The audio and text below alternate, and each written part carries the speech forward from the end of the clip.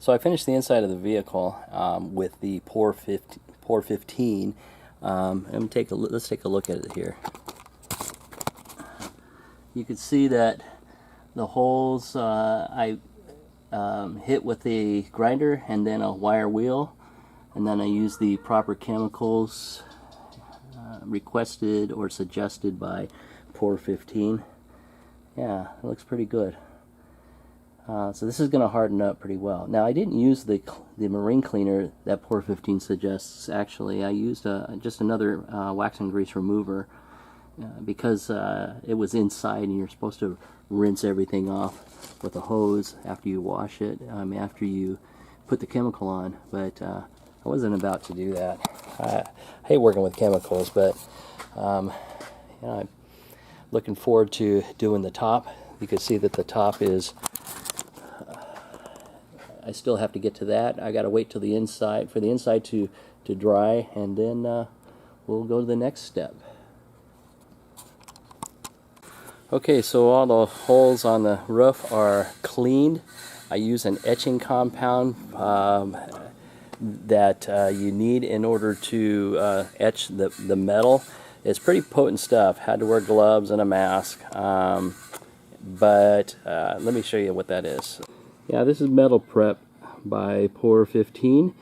It actually helps with emulsifying the metal.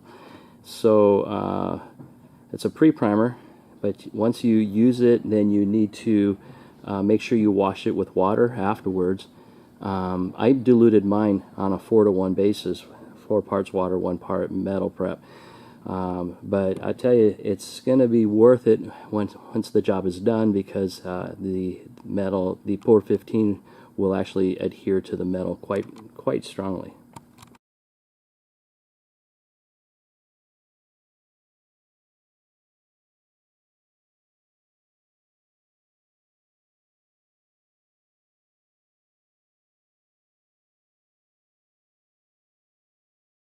Okay, I just started the job here.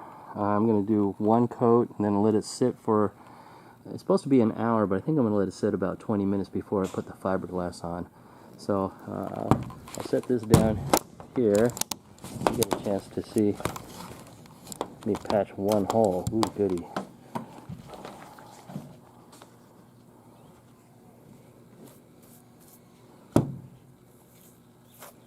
I'm getting drips on the roof, but I'm not too concerned about that, because when I'm done with this project, I'm actually going to put a bed liner, liquid bed liner on top.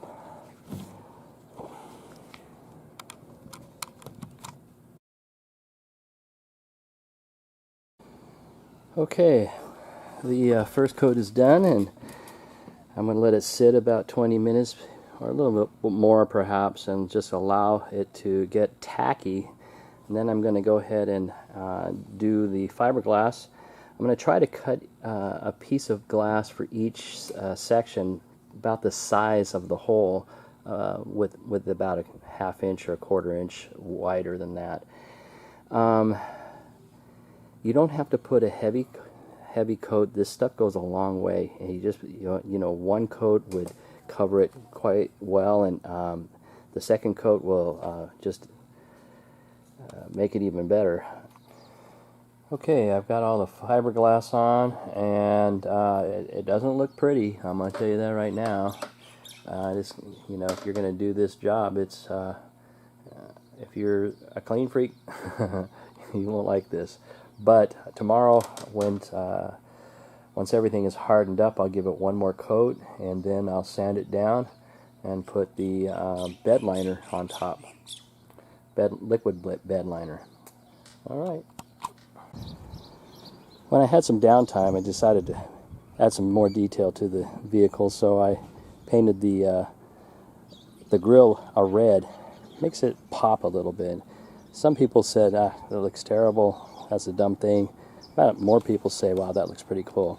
I know, it's a matter of preference. I like it. Well, while the paint is drying, I'm going to go ahead and put the headliner on. It's all dry, pretty tacky, looks great. Underneath it looks good, and so I'm going to slide that in. We're going to get that right up in here, and looking forward to seeing what it's going to look like when it's done. I completed the roof using this truck bed coating. It's called Duplicate Color from O'Reilly's. It was only $29. I could have gotten a more expensive brand, $44, but all I'm doing is just making sure that there's a double seal after I put the fiberglass and the Pour 15. So let's check out the job here.